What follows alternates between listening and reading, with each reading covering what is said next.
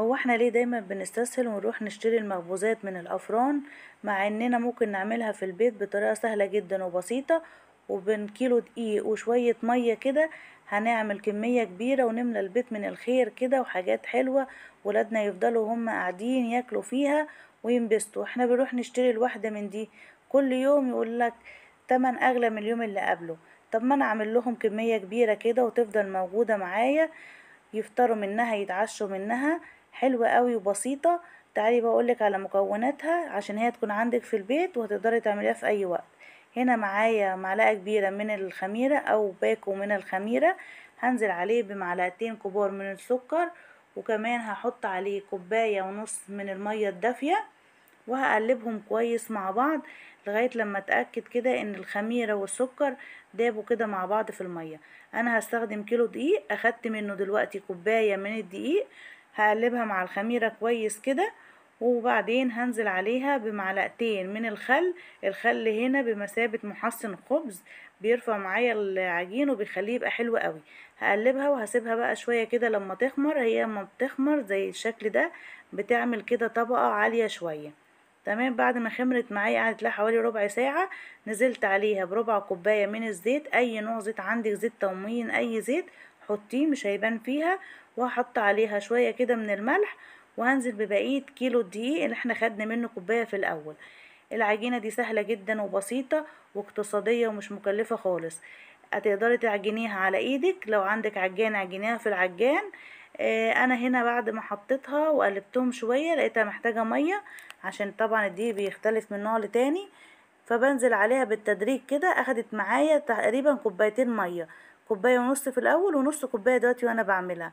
انا عايزة العجين يكون مفتوح معايا، يتخدم كويس في العجن، وفي نفس الوقت كده عايزاه ما يكونش قاسي وناشف، لا عايزاه زي ما انتوا شايفين كده بيلزق. رشيت كده شوية من الدقيق علشان خاطر الم فيه العجينة بتاعتي، وبرده بتكون بتلزق معايا. هنا حضرت الطبق اللي انا هخمر فيه العجينة. بعد ما كنت عجناها حوالي 7 دقايق كده، عجنتها كويس جدا، دهنت الطبق بالزيت، وهدهن كمان الوش العجينة من الزيت علشان اسيبها بقى تخمر معايا حوالي نص ساعة كده. في الجو الحر ده بتخمر بسرعة. وعلى بال ما تخمر معايا كنت هنا معايا ربع كيلو من العجوة، قطعتها كده وحطيت عليها معلقة من السمنة وحوالي 3 معالق كده من السمسم المحمص، وهقلبها كويس في بعض كده وهطريها. انا مش هستخدم النار دلوقتي مع العجوة علشان لما تدخل الفرن ما تنشفش معايا. انا طريتها بالسمنة وقلبت فيها السمسم، وهبتدي بقى ايه اشكلها كده. باخد كده كل قطعة بعملها رول كده طويل، واخد منه المقدار اللي انا عاوزاه.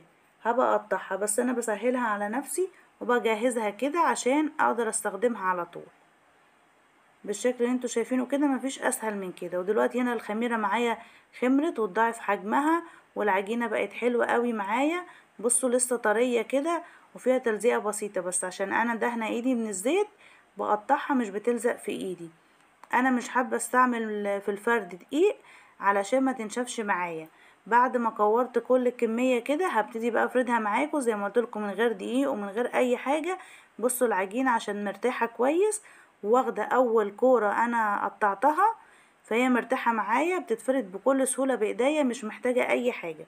بعد ما هفردها زي ما انتوا شايفين كده بشكل مستطيل، هجيب العجوة واقطع على قدها وهلفها رول كأني بعمل عيش فينو.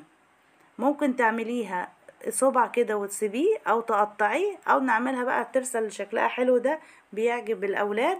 بلفها كويس وببتدي الحم كده الطروف في بعض، بقفلها كويس جدا واتاكد انها مقفولة علشان ما تفتحش معايا في التخمير او في الفرن. وهظبط كده الدايرة بتاعتي.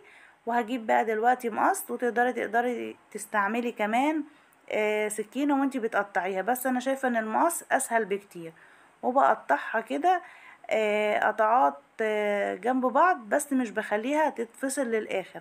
والمكان اللي كان فيه اللحام بتاع قفلة الدايرة انا مش بقص عنده حاجة. زي ما انتوا شايفين هعمل كمان واحدة تاني معاكم بكل سهولة. العجينة معايا جميلة.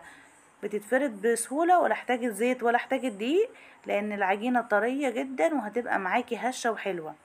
وكل ما بتعجني العجين كويس جدا وتريحيه بيبقى معاكي ممتاز زي ما انتوا شايفين. ومفيش اسهل من كده. بقفلها كويس وبتأكد من اللحام دوت بتاع القفلة، وبجيب المقص وبعمل فيها فتحات كده قريبة من بعض، بس مش واصلة للآخر زي ما انتوا شايفين، واظن هي واضحة كده قدامكم تمام. هعمل لكم برضو شكل تاني اللي هو زي شكل السندوتش كده او الرغيف الفينو.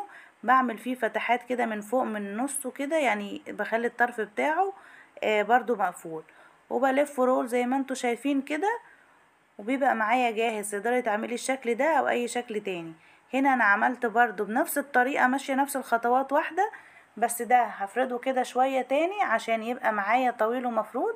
وبجيب كده شوية من السمسم وبضغط عليها عشان يمسك فيها السمسم، وبقطعها زي ما انتوا شايفين كده عشان تبقى معايا صوابع صغيرة. ودلوقتي بعد ما جهزت كل الكمية معايا عشان تبقى اقتصادية معايا، لا هحط بيض ولا لبن ولا اي حاجة، يا دوبك بس همسح وشها مية عادية خالص، وارش على وشها رشة من السمسم. وبكون مجهزة الفرن مسخناه قبلها على درجة حرارة 200. بدخلها الفرن والفرن يكون ساخن، بسيبها حوالي من 10 دقايق لربع ساعة، بتاخد اللون الحلو ده من فوق ومن تحت. وممكن تفتحي عليها الشواية، واول ما طلعت معايا رششت عليها كده بمية بايديا، وممكن ترشي بالبخاخة، وغطيتها بفوطة لمدة 5 دقايق. بقت معايا طرية وجميلة. شايفين كمية كبيرة جدا اهيت. وعلى فكرة دي كمان ما كانتش كل الكمية، لان انا وانا برصها كان اتاكل منها كتير، لان بجد طعمها حلو جدا وهشة وطرية وجميلة قوي قوي قوي. جربوها هتعجبكم، هتعجب اولادكم، وتبقى معاكي تشيليها في اكياس، وممكن تشيليها في التلاجة او في الفريزر تطلعي منها اي وقت. جربوها وليه رأيكم في الكومنتات. اشوفكم دايما بخير. سلام.